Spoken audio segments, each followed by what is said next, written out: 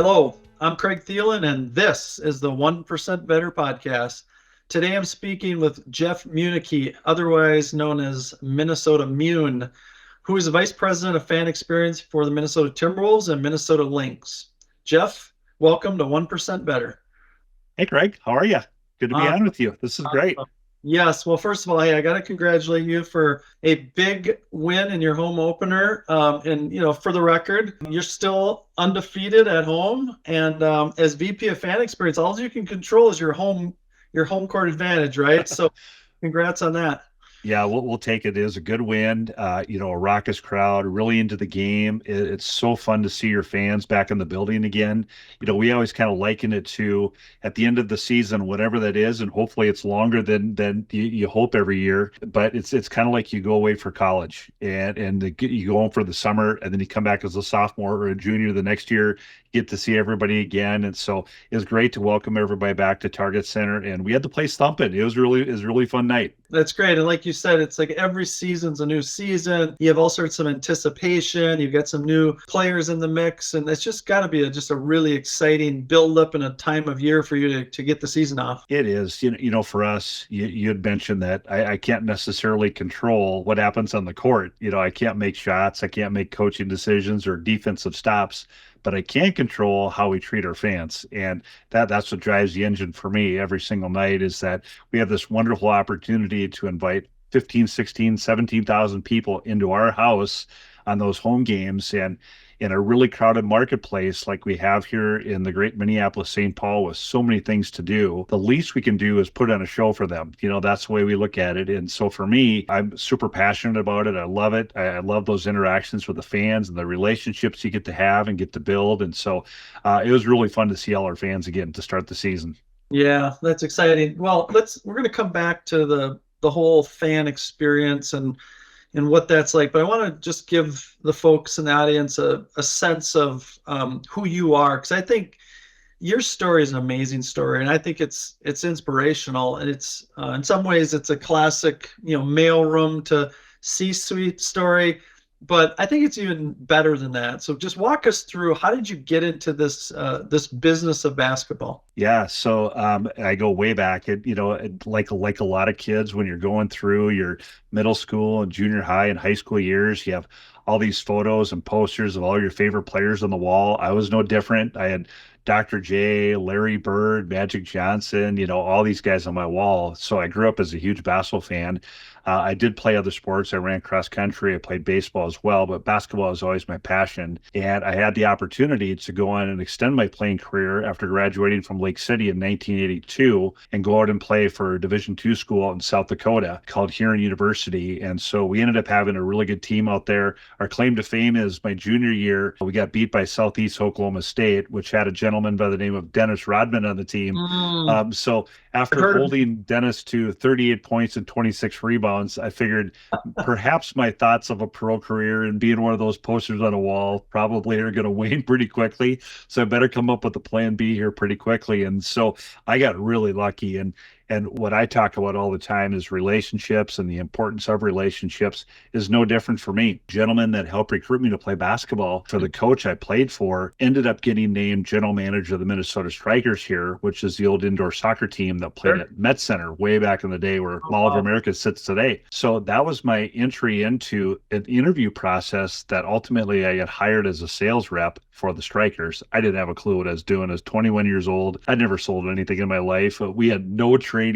It was pretty much, hey, there's an office, go sell some soccer tickets. And I sat in my office staring at my phone for 2 days in a near panic, realizing that my phone hasn't rang one time. I haven't sold anything. So I got some really good advice from my boss at the time, was just a couple years older than I was. And I said, boy, I'm really struggling here. I'm not selling anything. And he gave me some great advice that I still hold to this day. He says, well, the phone's not going to just ring for you. You got to go make it ring. And I thought about it that night. I'm just like, oh, wait, so I must have to go talk to people. That must be the key to this thing. So I came back in and I told him, I said, I'm just going to go and work soccer fields every day. You don't even see me. I'm going to go out and introduce myself to soccer kids, soccer coaches, soccer parents, administrators. And what I was doing was I was very inquisitive by nature. I was not afraid to go talk to people. I was not afraid to stick up my hand.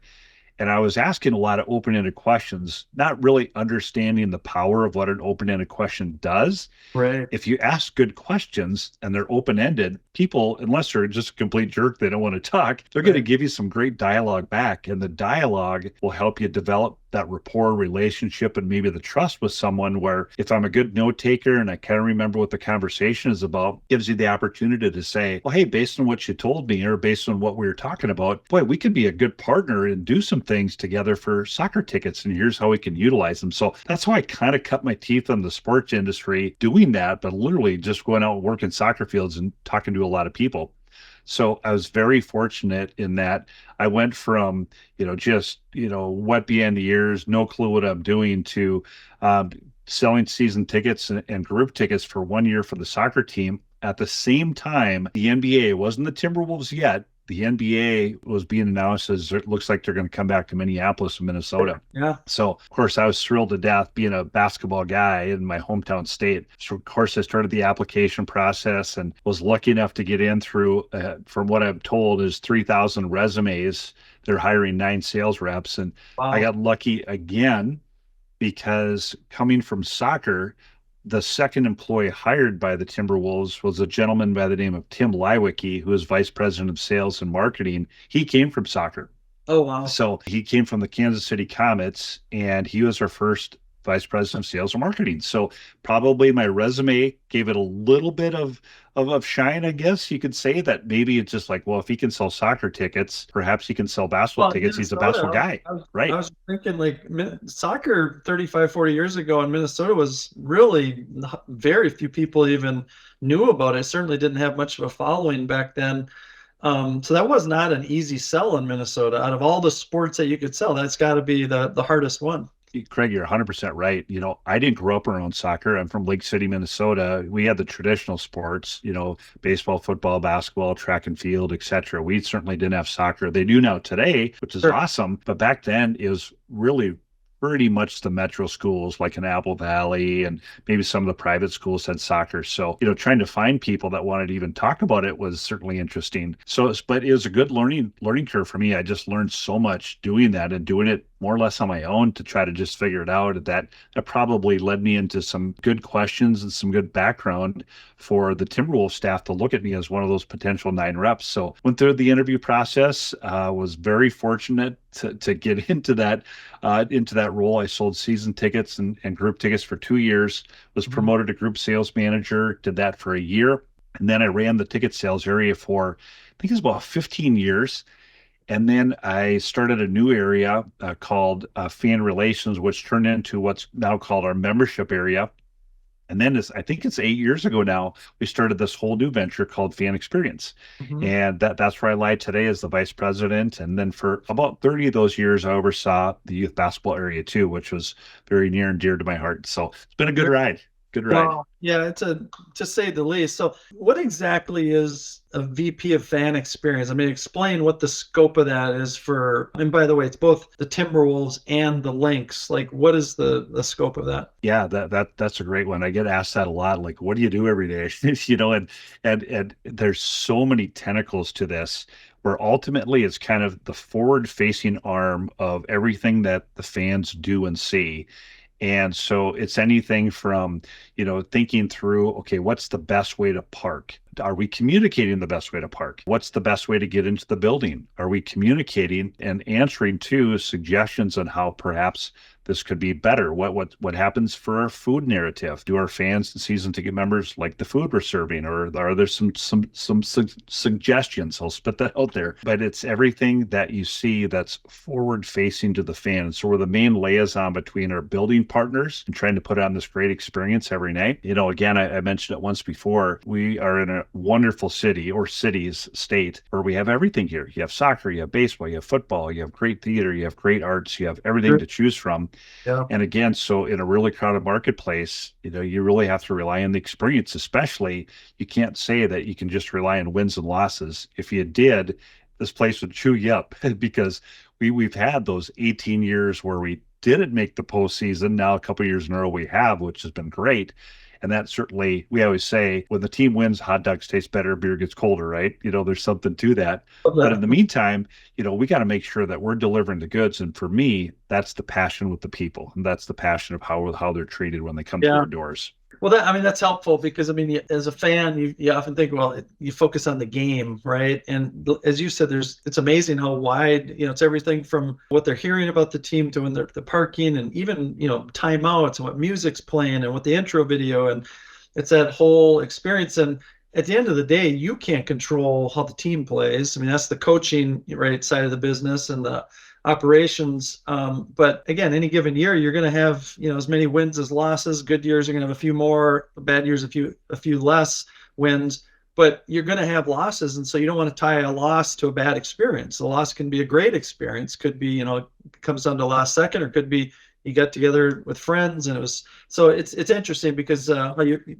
broaden that experience. And at the end of the day, that's what it is. It's entertainment, and people are going to pay for that. So I'm curious, how do you see the Timberwolves, the NBA, and the Lynx and the WNBA, and how different do you look at the fan experience? And very different sort of business models, very different fan models. Like, how is this fan experience the same for you, or how do you think about that? Yeah, that's an awesome question. And I'd say at first, our thought process would be the same. It'd be similar. Like, from a food narrative, what are we doing with food? It should be the same both ways. Parking should be the same both ways. The experience, however, for our fans is dramatically different, which was a surprise to us when we started the WNBA. And I'll give you a great example. For the WNBA and our Lynx fans, and obviously we won 4 championships, and so it's about the game. So very, very little interaction when other than half times or before the game. If the game is going, the concourse is a great spot to be if you want to just run laps, because there's nobody in the concourse.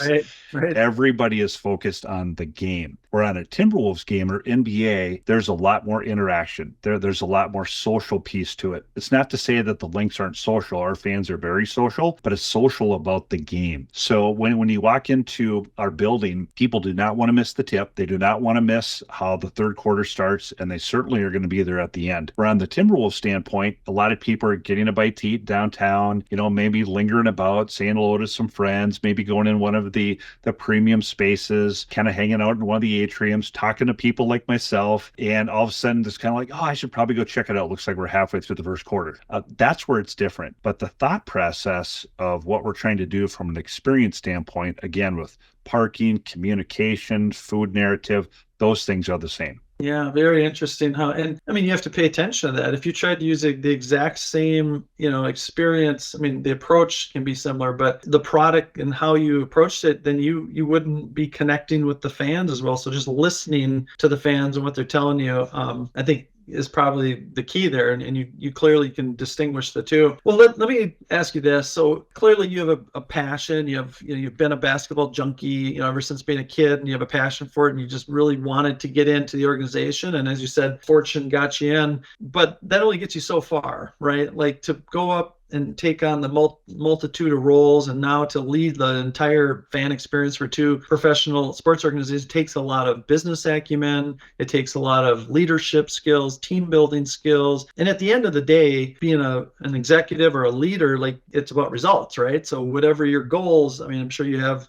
metrics and you have goals that you put upon you, or that you accept. So how did you progress as just a professional, as a person, from, as you said, when you were still wet behind the ears selling soccer season tickets, to like going up through the ranks, let's face it, I think, sports franchises are very much dog eat dog, very much competitive, not just on the court, but you get new owners, you get new GMs, you get all sorts of new people periodically, and sometimes there's regime change and there's different philosophies. So how did you progress as a professional throughout all of that change? Yeah, it's a great question. And, I remember when I started off, I was thinking, oh my goodness, I am here. This is my dream job. I hope I can stay for a year, and not screw it up. And all of a sudden you're there for 5 years, and you're like, oh my goodness, is this happening? And then by that point, you've been promoted maybe once or twice, perhaps. And you're thinking, wow, maybe I can be here a bit. And so, number one, in this industry, you have to produce. So from a sales standpoint, you have to put up numbers. It's fairly black and white. You can be the greatest person of all time, but if you're not producing, that's an issue. Or perhaps it's just maybe some technique. It's maybe some things you've been trained to do. Perhaps your effort is there. There's just a couple tweaks in the process that we can, or your managers can help with. So there might be a little bit of that.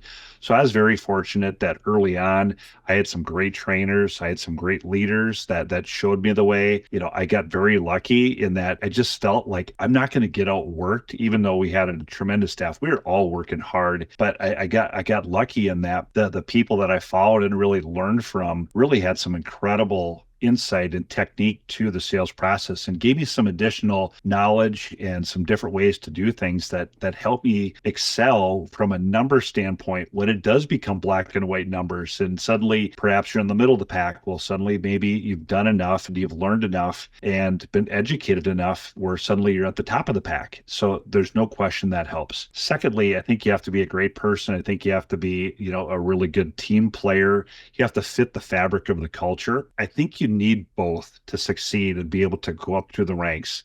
Or you take this experience and go to another team or another business. People want to be around people that they like. And so I think fortunately, I've always been blessed to be around unbelievable people, much smarter than me, lots of talent. And I've just been able to kind of come along with them and just learned a lot and be, like I said before, very inquisitive. Okay, that was an interesting thing that you just said. Boy, perhaps I could put that into my repertoire a little bit. Or, hey, here's a problem I was having. How did you handle this? Or, again, I had, Tim Lyowick, I had Bob Stein, I have Al Nunes, I have all these people that became big executives in and around the NBA and professional sports.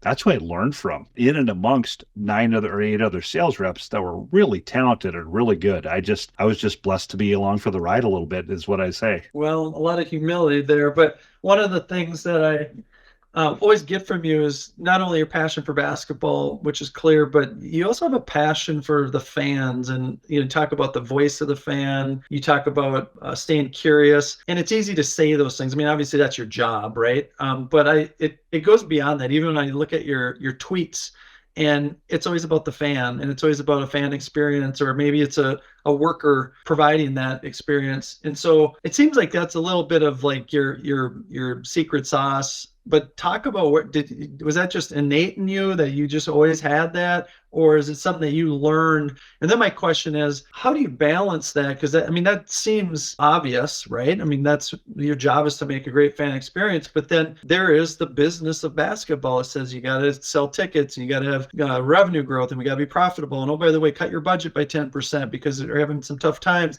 And so there's always balance, or maybe how do you stay true to your fans when you have a business to run?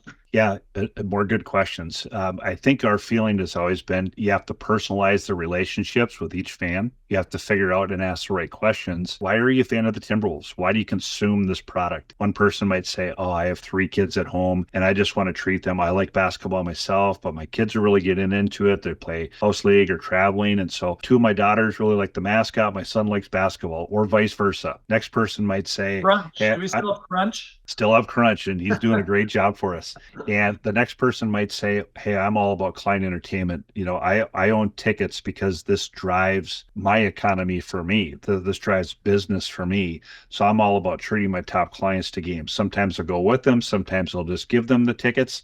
The next person might be, I'm such a basketball junkie. I just love this. I can't have enough.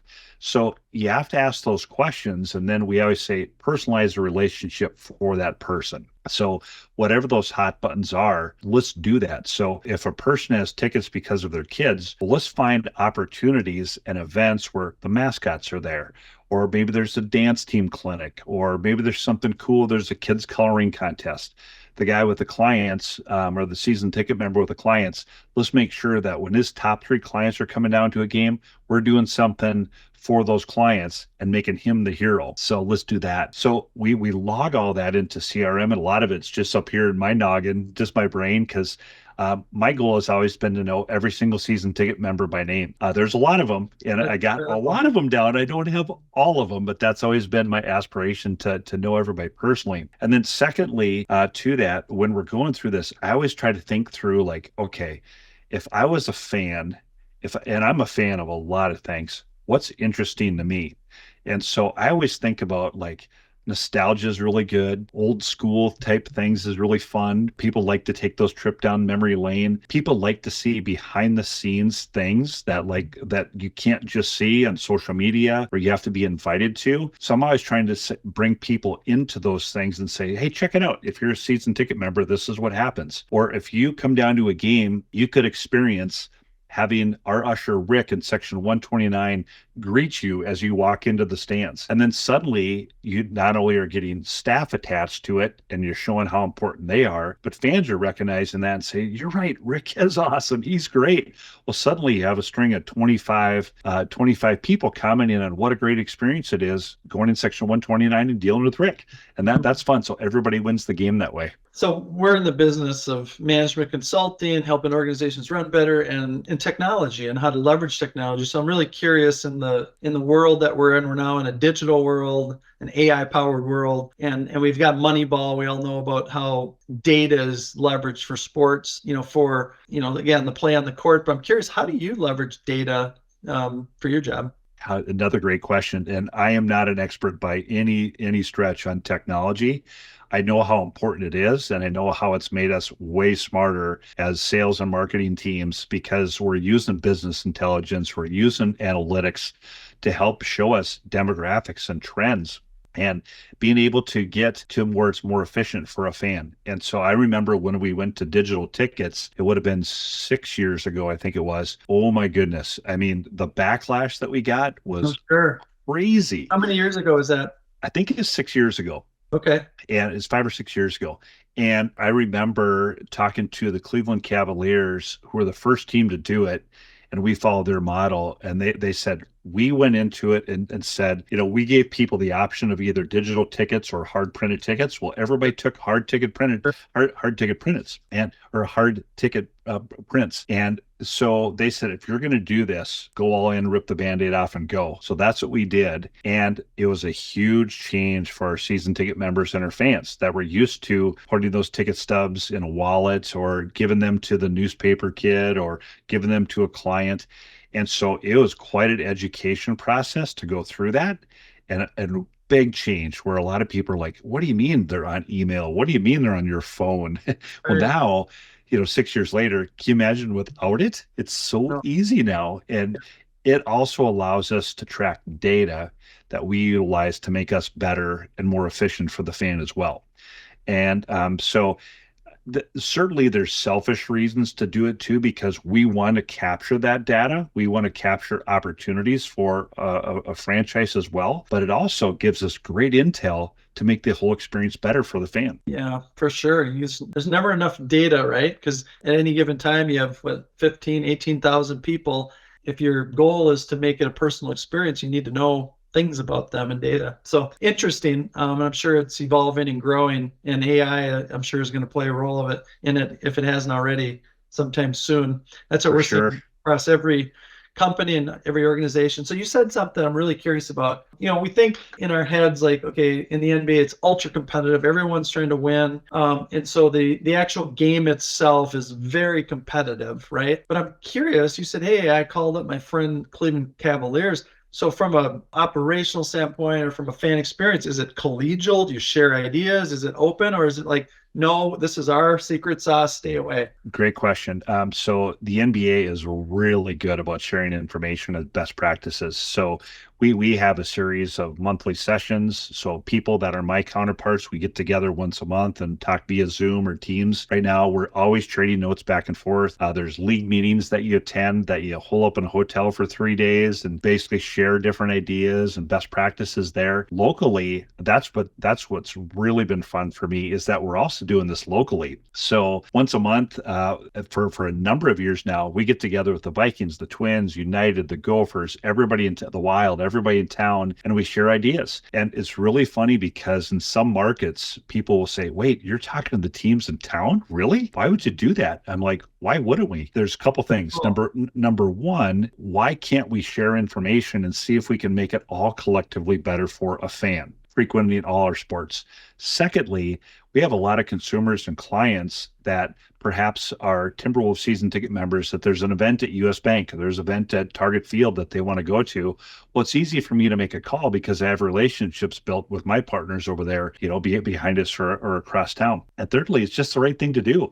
It kind of goes Sure. into the whole experience piece. Why would I not want to know the people that work at the other organizations and become friends? And certainly there's some competition, I guess you could say, because if people are making decisions on one sport versus another, get that. However, we feel that if all the sports teams are clicking in town, it just makes the market that much better. And I really enjoy sharing the information and say, hey, Twins, and hey, Vikings, and hey, Gophers, and hey, Wild, this is what we're doing. What do you think? And then you're going to get some information back and say, oh, that's an interesting twist. Well, here's what we're doing about it, or here's how we handle that Yeah, situation. It's been great.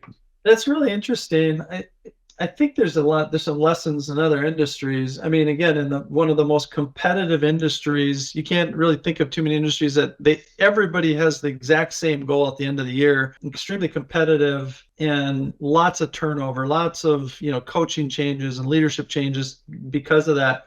But at the same time, you are sharing ideas on how to get more fans and that's just it's great to hear both, across the league and in town. But I think a lot of other industries sometimes could learn from that because again, there's lots of customers and we can all learn from each other rather than, not sharing. So good stuff. I'm curious, Jeff, you've been in this league a long time, which is incredible in itself, I think, because of, again, how many times there's been ownership change and leadership change. But what from you has really stood out? Like what's changed in the business of basketball? What's changed in the game of basketball? And is there any sort of correlation? Because obviously the game has changed significantly, but what's really changed stands out in your mind with the business as well? Yeah, I think with social media, that there's some really good positives to social media. It's another engagement tool for our fans, and like we had talked about before, I really utilize that a lot to find different ways to connect to our fan base, whether they're season ticket members or just a general fan. So that part is good.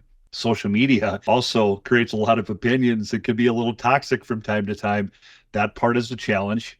Sometimes, dip into your phone after a loss and you might say, oh boy, I think I'm going to go to bed. Yeah, there's some things being said where you're like, oh boy, okay. Again, I think most of us don't take it defensive.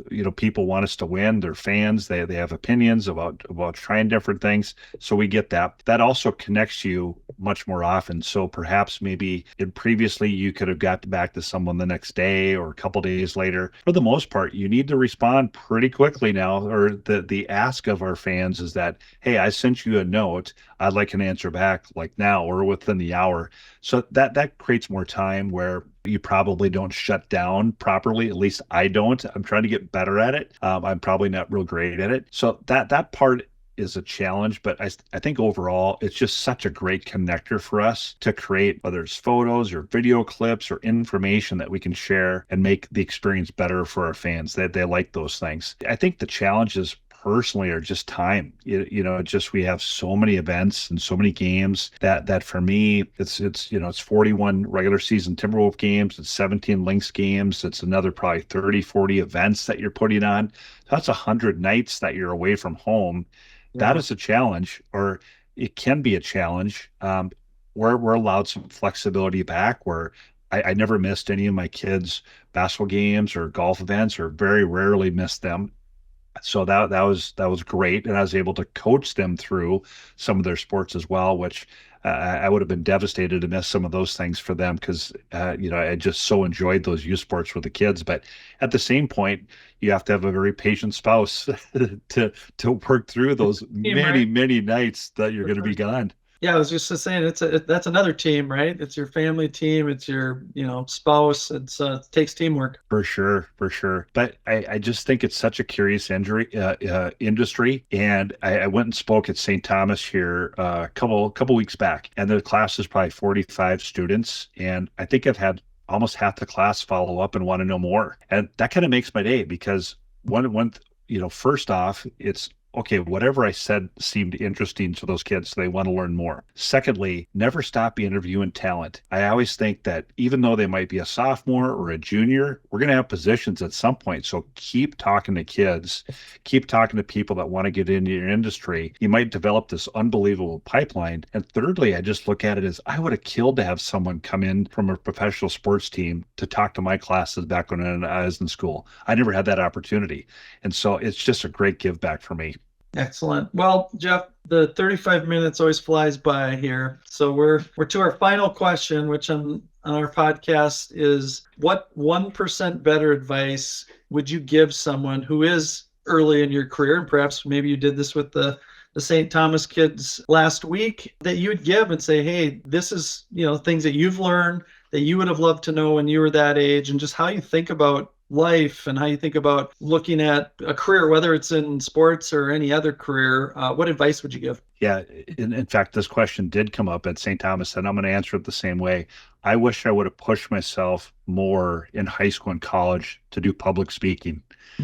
If you think about all the times like now, it seems like I'm doing that every single day, and it becomes pretty familiar. I've gotten better at it. I'm by no means a great orator, but I've gotten better at it because I've practiced it and done it more. But early on, I was probably like a lot of high school kids and college kids, like, oh my goodness, speech class, really? It's the last thing I want to do. You do just enough to get by with maybe that C plus or that B minus, just enough to skate by. And I didn't take it serious enough, realizing that probably was the life skill I needed the most to work on with what I do today.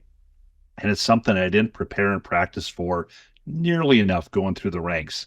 So I had to kind of learn the hard way, because when I was working for the Strikers and early on with the Timberwolves, one day I could be presenting to a board in a boardroom full of 16 executives, including the company president. The next day I could be, just talking to a general fan, but you're always presenting. And I wasn't refined enough early. So I quickly realized that after going through a couple pretty clunky presentations, like, I got to get better at this. So I actually went to our PR team and said, look, I know we get all kinds of crazy requests for Kiwanis clubs and Lions clubs and breakfast speakers, all those things. Said, put me in line with those. If you get requests, I'll do them, because I got to get better at this. Number one, we need it for our franchise. Somebody's got to go do these.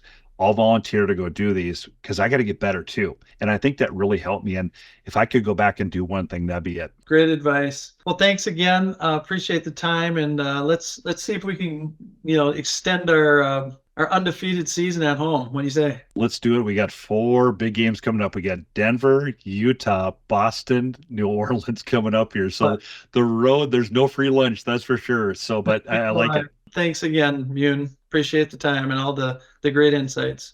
See you, Craig. Thanks for having me on.